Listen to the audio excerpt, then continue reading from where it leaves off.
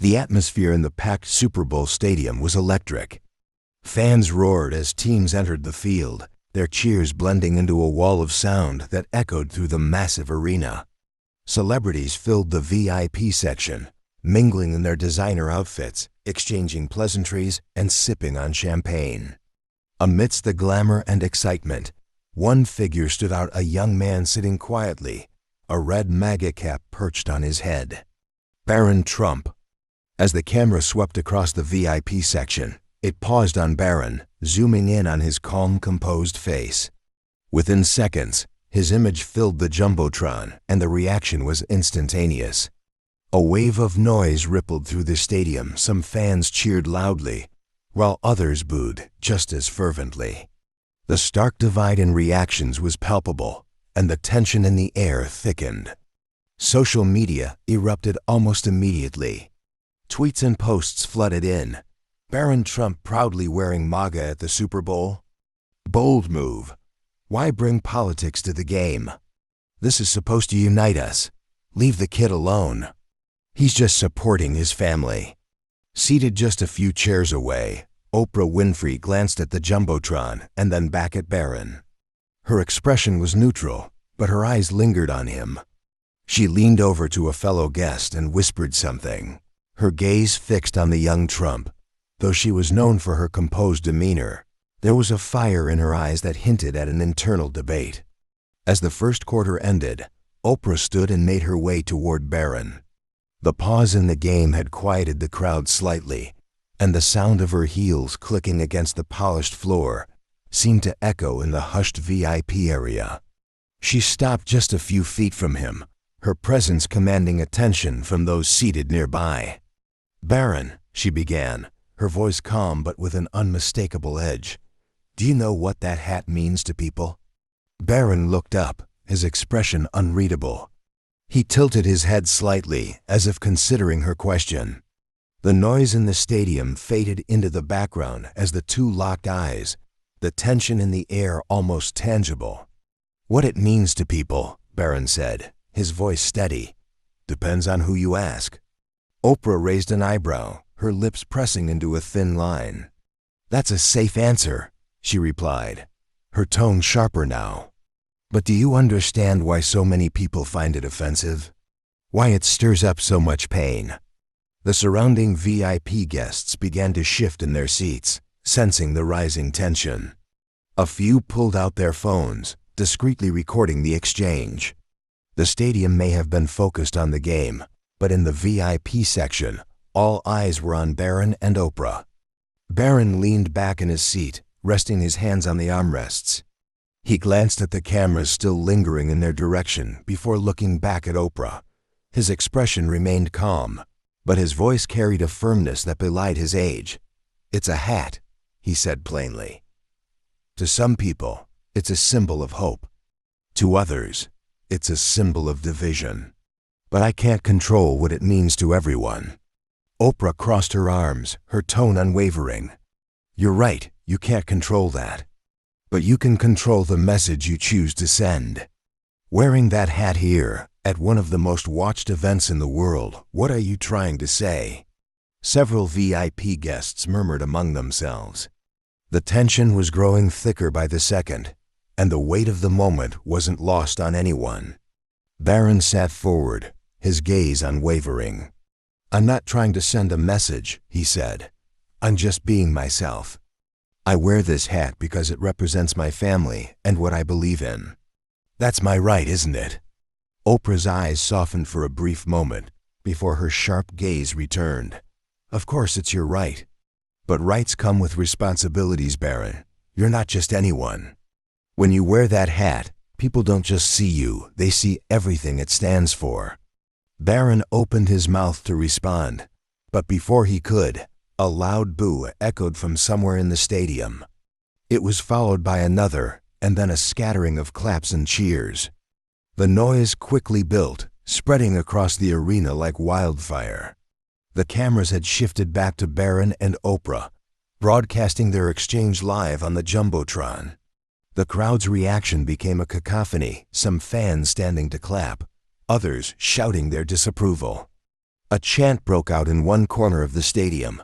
"Leave him alone, leave him alone." Barron turned his head slightly, taking in the spectacle unfolding before him.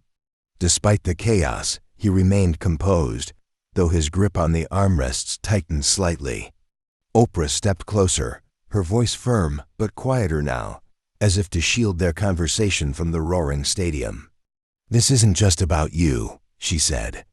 "You're part of something bigger, whether you like it or not. And that hat? It's a choice that carries weight." Barron met her gaze directly. "Maybe it does," he said. "But isn't the whole point of freedom being able to make that choice, even if people don't like it?" The murmurs in the VIP section grew louder, and a few people exchanged glances. The tension wasn't just between Barron and Oprah anymore. It had enveloped everyone watching.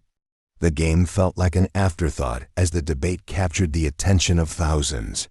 The tension in the stadium reached a boiling point. The boos and cheers clashed in a chaotic symphony, each side trying to overpower the other. The cameras stayed fixed on the VIP section, where the standoff between Oprah and Barron continued to unfold.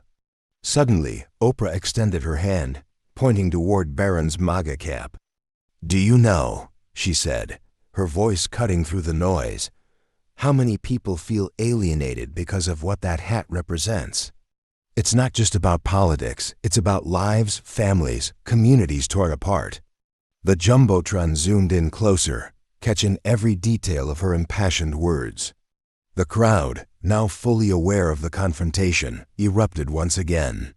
Some chanted Oprah's name, while others booed loudly, their voices echoing through the arena. Barron, still seated, took a deep breath. His calm demeanor contrasted sharply with the escalating chaos around him. He removed the hat slowly, holding it in his hands. For a moment, the stadium seemed to hold its breath. "Miss Winfrey," Barron began, his voice steady but firm, "I understand that this hat means different things to different people. But to me, it means loyalty to my family and pride in what we stand for. You talk about division, but isn't it just as divisive to tell someone what they're allowed to believe?" Oprah opened her mouth to respond, but before she could, the crowd's noise reached a fever pitch. A section of fans near the field began chanting, "Freedom of speech, freedom of speech," while others countered with, "No hate, no hate." In the midst of the uproar, a security guard approached, whispering something into Oprah's ear. She nodded briefly and turned back to Barron. "You're right about one thing," she said, her voice quieter now, though the camera still captured every word. "You have the freedom to wear that hat. But freedom doesn't mean immunity from the consequences." Barron stood up, his tall frame making him tower over the seated guests. He placed the cap back on his head, his gaze unwavering. "I don't need immunity," he said simply. "I need respect for everyone, no matter what they believe." The crowd's reaction was immediate. The stadium seemed to split in half, one side cheering wildly, the other booing louder than ever. The sheer volume was deafening, shaking the very foundation of the arena. The noise in the stadium was deafening, a cacophony of cheers, boos and chants clashing like a battle of ideologies. The cameras stayed locked on Barron and Oprah, their exchange now the centerpiece of a spectacle larger than the game itself. The Jumbotron displayed their faces, magnifying every expression and gesture for millions to see. Oprah took a step closer, her eyes fixed on Barron's, her voice cutting through the chaos. "Barron," she said firmly, "sometimes what we choose to wear isn't just about us. It's about what it says to the world. And that hat, do you understand the weight it carries for so many people watching right now?" Barron didn't flinch. His fingers tightened slightly around the brim of his MAGA cap, but his voice remained steady. "I understand it means different things to different people," he said. "But I also know what it means to me. It represents my family, my values, and my right to believe in something, even if not everyone agrees." Oprah's expression shifted, a flicker of something unreadable crossing her face. "But you're not just anyone," she countered. "You're Barron Trump. People don't see a teenager, They see the legacy of your name. And that name carries power, whether you want it or not. Before Barron could respond, the stadium seemed to erupt all at once. One section of the crowd started booing louder, while another roared in applause. The divide was stark, the tension almost unbearable. A chant began to rise from the stands, spreading like wildfire. "Let him speak. Let him speak." Oprah turned briefly to glance at the roaring crowd, her face calm but clearly aware of the intensity surrounding them.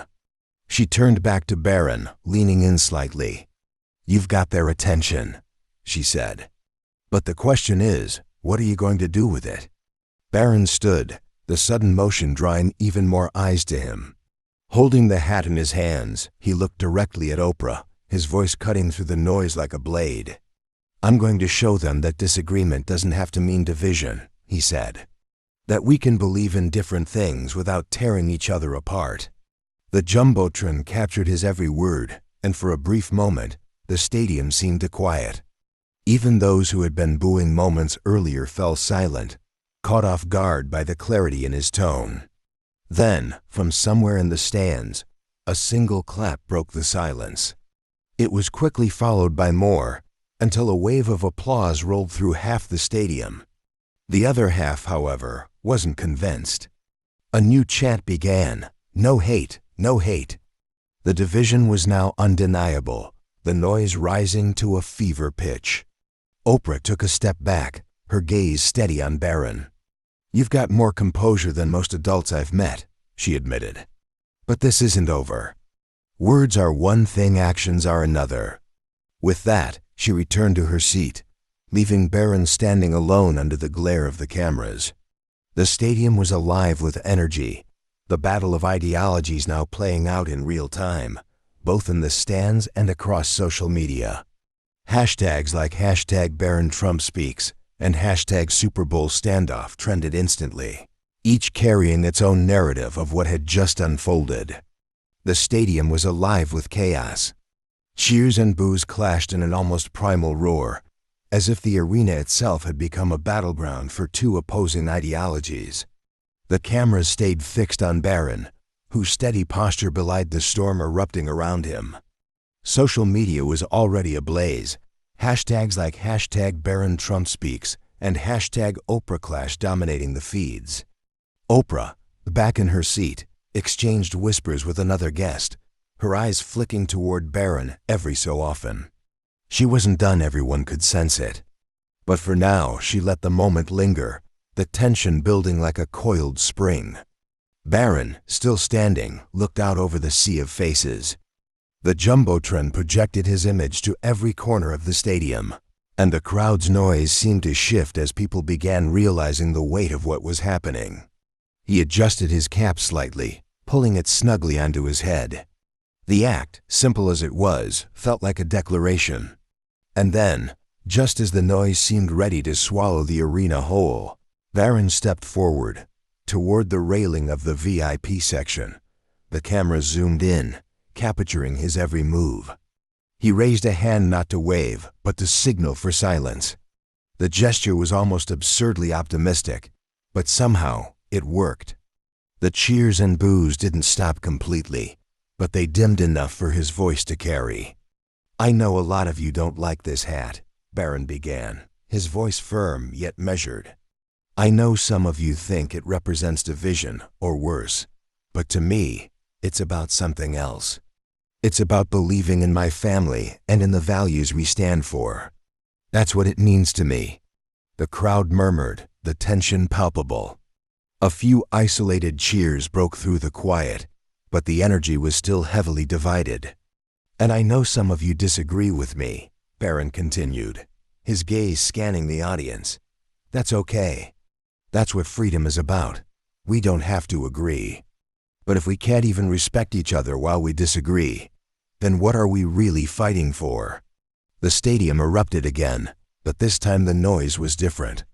It wasn't just divided, it was charged with something deeper, as if the weight of Barron's words had struck a nerve. In one section, fans stood and clapped fervently, while another group jeered louder than ever. Back in her seat, Oprah watched with an unreadable expression. She leaned toward the person next to her and murmured something, her gaze never leaving Barron. Then, to everyone's surprise, she stood again. The crowd's focus shifted instantly as Oprah walked back toward Barron, her movements deliberate, her expression calm but intense. The cameras caught every step, the jumbotron zooming in as she stopped just a few feet away from him. "You're right about one thing," Oprah said, loud enough for the nearest sections to hear. "Freedom is about disagreement. But it's also about responsibility. And when you wear something like that," she gestured toward his cap, "you carry the weight of what it means to everyone else." Barron met her gaze, his voice unwavering. "And if I took it off, would that make everyone respect me more? Or would it just mean I gave up what I believe in?" The tension was unbearable. The stadium seemed to hold its breath as the two icons, one young and steady, the other seasoned and passionate, stood face to face. The stadium's energy was electric, teetering between chaos and awe as Barron and Oprah faced off in the VIP section. The cameras stayed locked on them, every word and gesture projected onto the jumbotron for millions to see. The world seemed to hang on their next moves. Barron's grip tightened on the brim of his MAGA cap. He looked Oprah directly in the eyes, his expression calm but resolute. "If taking this hat off would fix everything, I'd do it in a heartbeat," he said, his voice clear and steady. "But it wouldn't. It wouldn't stop people from being divided or angry or hurt. It would just be one less thing to argue about today, and tomorrow they'd find something else." The crowd murmured again, the noise swelling as people reacted. Some clapped, others booed louder, and a new chant began to ripple through the stadium. "Stand your ground! Stand your ground!" It was quickly countered by another chant. "Take it off! Take it off!" The clash was deafening. Oprah's expression softened, just for a moment. Then she stepped even closer, her voice dropping to a lower, more personal tone. "Barron," she said, her words carrying an almost maternal weight, "you're right. Taking it off wouldn't fix everything. But sometimes the smallest gestures can mean the most. Sometimes they're a way to show you're listening, even when you disagree." For a moment, Barron didn't reply. He glanced at the roaring crowd, at the cameras, and then back at Oprah. The weight of the moment pressed on him, visible in the way his shoulders tensed slightly. And then, to everyone's shock, Barron did something unexpected. He removed the hat. The stadium erupted, half the crowd cheering wildly, the other half booing even louder. The noise was so intense it felt like the arena itself was shaking. Barron held the cap in his hands, looking at it for a long moment. Then he looked up at Oprah, his gaze steady. "I'm listening," he said simply. "But listening doesn't mean agreeing. And it doesn't mean giving up who I am." Oprah studied him, her expression unreadable. Slowly, she nodded. "Fair enough," she said. "But remember, actions speak louder than words. Let's see what you do with this moment." Barron's lips twitched into a faint smile. "Maybe I already have." As the game resumed, the buzz around the confrontation didn't fade. Social media exploded with hashtags like #BarronTakesOffTheHat, #SuperBowlShowdown, and #Oprah vs. Barron. Pundits and commentators debated the implications endlessly. Was Barron's gesture a sign of growth or just a calculated move? And what about Oprah's role? Was she right to challenge him, or had she crossed a line? Back in the stadium, as the players returned to the field, the energy felt different. The confrontation had overshadowed the game itself, leaving everyone with more questions than answers. The stadium settled into an uneasy rhythm as the game resumed, but the tension in the air was undeniable. Fans whispered in the stands, their attention divided between the field and the VIP section where Barron Trump sat, his MAGA cap now resting in his lap. The cameras occasionally panned back to him, capturing his calm yet contemplative expression. Though the cheers and boos had subsided, the energy in the arena remained charged, as if the confrontation had sparked something far greater than a momentary spectacle. Barron glanced at Oprah, who had returned to her seat. She sat poised, her expression calm yet unreadable, a quiet intensity still lingering in her demeanor. Despite their earlier exchange, she seemed as composed as ever, engaging in a quiet conversation with a guest beside her. But every so often, her gaze flicked toward Barron, as if measuring his response to the weight of what had just transpired. In the world beyond the stadium, the incident was already dominating headlines. Social media platforms were flooded with reactions, from praise for Barron's composure to fierce criticism of his choice to wear the hat in the first place.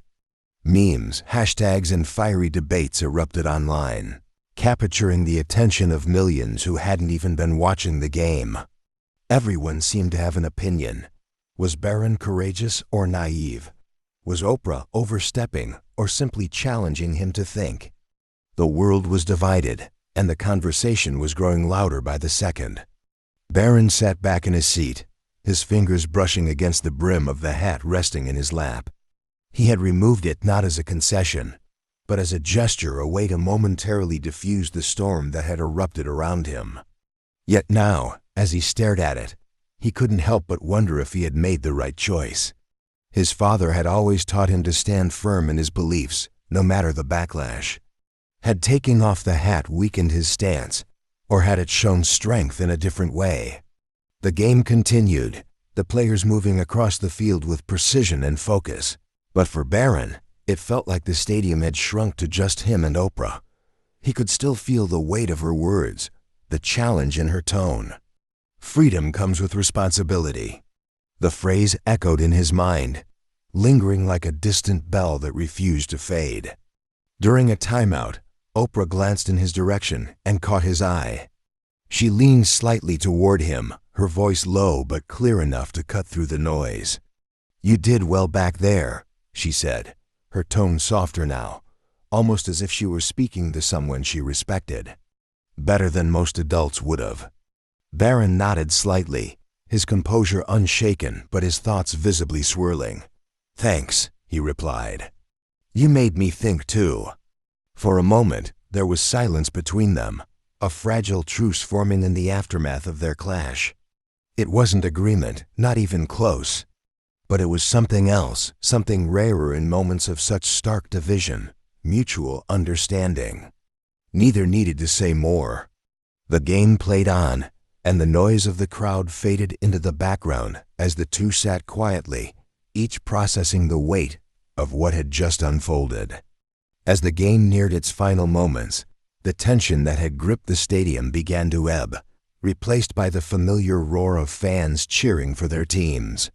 But in the VIP section, the energy remained charged, though quieter, more reflective. Barron sat still, his MAGA cap now resting on the empty seat beside him. The cameras had stopped focusing on him, but the weight of the encounter lingered like an unspoken question in the air. Oprah remained seated a few chairs away, her gaze occasionally drifting toward Barron. Her earlier intensity had softened into something almost maternal curiosity mixed with respect. She seemed to recognize the gravity of what had transpired, not just for Barron but for the millions of people now dissecting their exchange online. Barron shifted slightly in his seat, his posture still calm but his mind racing. The confrontation had been unexpected, but the reactions it sparked were no surprise. He could feel the eyes of the crowd on him, even when they weren't looking. The arena, once a place of celebration and camaraderie, had become a symbol of division. And yet, amidst the noise, he felt a strange sense of clarity. As the final timeout was called, Oprah stood and approached him once more. This time, her demeanor was softer, her voice low enough that only he could hear. "You held your own back there," she said. "You've got strength, Barron. But strength isn't just about standing your ground. Sometimes it's about knowing when to listen." Barron met her gaze, his expression steady. "I've been listening," he said, "but listening doesn't mean agreeing. And it doesn't mean giving up what you believe in." Oprah nodded slowly, a faint smile tugging at the corners of her lips. "Fair enough," she said. "Just remember what you stand for matters. And so does how you stand for it." With that, she turned and returned to her seat. The crowd roared as the game resumed, but Barron barely noticed. He glanced down at the cap beside him, his fingers brushing against the brim. For the first time, he wasn't thinking about what it symbolized to others. He was thinking about what it meant to him. As the final whistle blew and the Super Bowl came to an end, the stadium roared with cheers and celebrations. Fans poured out their emotions, some ecstatic over their team's victory, others lamenting a hard-fought loss. But in the VIP section, the energy was different, less jubilant, more contemplative. For many, the night would be remembered not for the game, but for the clash between Barron Trump and Oprah Winfrey. Barron stood from his seat, slipping the MAGA cap back onto his head. The act, simple and unassuming, carried an unmistakable weight. Cameras caught the moment and projected it onto the Jumbotron one last time, sparking a fresh wave of cheers and boos from the crowd. The divide was still there, as visible and loud as ever, but Barron didn't flinch. He took a step toward the railing of the VIP section, looking out over the sea of fans. The noise was deafening, yet for him, it was oddly quiet, a moment of clarity amidst the chaos. He could feel the eyes of thousands on him, judging, supporting, criticizing, debating. But instead of shrinking under the weight of it, he straightened his posture, as if to say, "I see you, and I'm still standing." Oprah watched him from her seat, her gaze thoughtful and unreadable. There was no hostility in her expression, no lingering tension, only a quiet respect. She leaned over to whisper something to a guest beside her, then stood and began to make her way toward the exit. Before leaving, she glanced back at Barron and gave him a small nod. It wasn't approval, nor was it defeat, it was recognition. As Barron made his way out of the stadium, fans from both sides of the divide reacted. Some shouted words of encouragement. "You're brave, Barron. Stand tall." Others hurled jeers and criticism, their voices cutting through the air. "Take the hat off." "Go home." He heard it all, but he didn't stop. His pace was steady, his expression calm. The noise faded as he stepped into the tunnel, leaving the arena behind. Social media, however, was still on fire. Videos of the exchange between Barron and Oprah circulated rapidly, gaining millions of views within minutes. Commentators dissected every word, every gesture, every glance. Some praised Barron for his composure and resolve, calling him wise beyond his years. Others criticized his decision to wear the hat at all, arguing that it was a provocation. Meanwhile, Oprah's role was equally polarizing. Some admired her for confronting him, while others accused her of overstepping. Later that evening, a brief clip of Barron speaking to reporters outside the stadium went viral. "I didn't come here to make a statement," he said, the MAGA cap firmly on his head. "But if tonight taught me anything, it's that we're more divided than we realize. And maybe it's time we figure out how to disagree without tearing each other apart." The clip was shared millions of times, sparking countless debates. Some saw Barron as a symbol of hope for bridging divides. Others dismissed his words as naive. But no matter the opinion, one thing was clear. He had become the center of a conversation far bigger than football. As Barron returned to the Trump residence that night, he sat quietly in his room, staring at the cap now resting on his desk. His father's words echoed in his mind. "Stand by your beliefs, but never forget to listen." For the first time, those words felt less like advice and more like a challenge, one he wasn't sure how to face. Yet, amidst the uncertainty, he knew one thing for sure. He wasn't done listening, and he wasn't done standing. This story isn't just about Barron or Oprah, it's about the challenges we face as a society, the importance of standing by our beliefs, and the power of listening to those who disagree. What do you think? Can we bridge divides without losing ourselves? Share your thoughts in the comments below, and don't forget to like, subscribe, and join us for more thought-provoking stories. Together, let's keep the conversation going.